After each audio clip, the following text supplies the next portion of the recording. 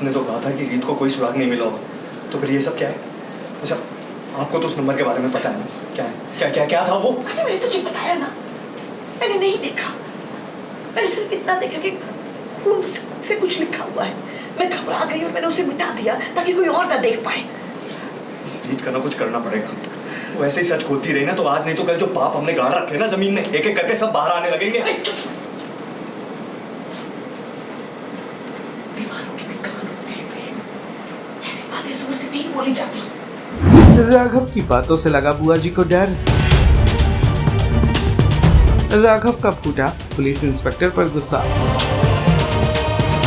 Serial जाने अनजाने में मिले का आने वाला एपिसोड बहुत ही ज्यादा इंटरेस्टिंग हो चला है। पहले आप देखेंगे कि कैसे राघव फोन पर किसी को जोर से डांट रहा होता है। बुआ जी की एंट्री होती है, बुआ जी सवाल करती हैं और राघव जवाब में बताता है कि वो इंस्पेक्टर पर भड़क रहा था। बुआ जी उससे सवाल फिर से करती हैं कि आखिर इसका कारण क्या है। वो बताता है कि मामी जी के बेहोश होने के पहले कुछ सबूत थे जो रीत के हाथ लग गए हैं। अब इंस्पेक्टर को रीत की साथ मिलकर इस केस को इन्वेस्टिगेट करना चाहिए, तो वो उल्टा रीत को ही खरी खोटी सुना रहा है। ये बात सुनकर बुआ के पैरों तले जमीन खिसक जाती है कि आखिर कौन सा सबूत मिल गया है रीत को। राघव के निकल जाने के बाद बुआ जी का बेटा वहां आता है और बुआ जी को बताता है कि हमारे पापों का घड़ा अब भर चुका है, कभी भी हमारा पोल खुल सकता है। बुआ जी उसके मुंह पर हाथ रखती है और कहती है कि दीवारों के भी कान होते हैं, और सहमी डरी वहां से निकल जाती है।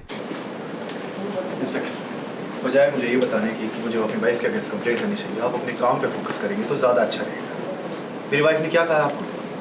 कि मेरी माँ ने बेहोश होने से पहले जो सुराग छोड़ा था आप उसका पता कीजिए, उसकी तहकीकात कीजिए और उस गुनहगार तक पहुँचने की कोशिश कीजिए। लेकिन आपको लगता है रीत पे इन्वेस्टिगेशन करने में ज़्यादा दिलचस्पी है, तो बेहतर होगा आपका जो काम है आप वो करें, वरना मुझे रीत से पहले आपके सीनियर से बात करनी पड़ेगी।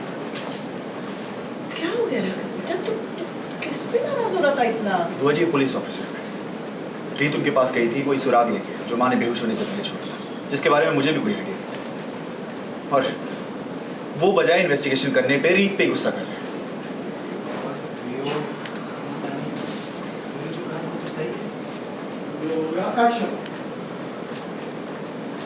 क्या बात है? हाँ? नहीं, मैं यही सोची थी बेटा कि रीत को वैसे सीधा पुलिस स्टेशन नहीं पहुंचना चाहिए था। मतलब नीता के बारे में है ना, तो थोड़ा सोच समझ कर कदम उठाना चाहिए। कम से कम मुझसे नहीं तो तुझसे एक बार सलाह कर लेती है ना? इसमें गलती मेरी है। बाप ने तो इतना खोया हुआ था कि मुझे होश ही नहीं था। उसने अच्छा किया कि वो सीधा पुलिस स्टेशन गए, इन्वेस्टिगेशन शुरू करवाई। कितना कुछ कर दिया मैंने बिना कुछ। हाँ ऑर्डर बोलेंगे तभी तो।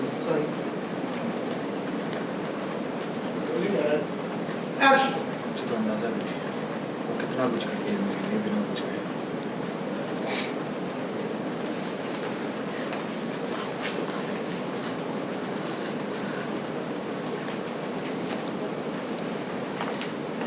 माँ, आपने तो कहा था कि रीत को कोई सुराग नहीं मिला होगा, तो फिर ये सब क्या है? अच्छा, आपको तो उस नंबर के बारे में पता है ना? क्या था वो? अरे मैंने तुझे बताया ना, मैंने नहीं देखा। मैंने सिर्फ इतना देखा कि खून से कुछ लिखा हुआ है। मैं घबरा गई और मैंने उसे मिटा दिया ताकि कोई और ना देख पाए। इस रीत का ना कुछ करना पड़ेगा। वो ऐसे ही सच खोती रही ना तो आज नहीं तो कल जो पाप हमने गाड़ रखे ना जमीन में, एक एक करके सब बाहर आने लगेंगे। दीवारों के भी कान होते हैं, ऐसी बातें जोर से नहीं बोली जाती। मुझे थोड़ा वक्त है सोचने के लिए। ये रीत तो मेरे गले का फंदा बनती जा रही है। सोचना पड़ेगा इस रीत रिपोर्टर का क्या करना है। सीरियल जाने अनजाने से जुड़े तमाम अपडेट्स को जानने के लिए डेली चक्कर को लाइक शेयर सब्सक्राइब जरूर करें।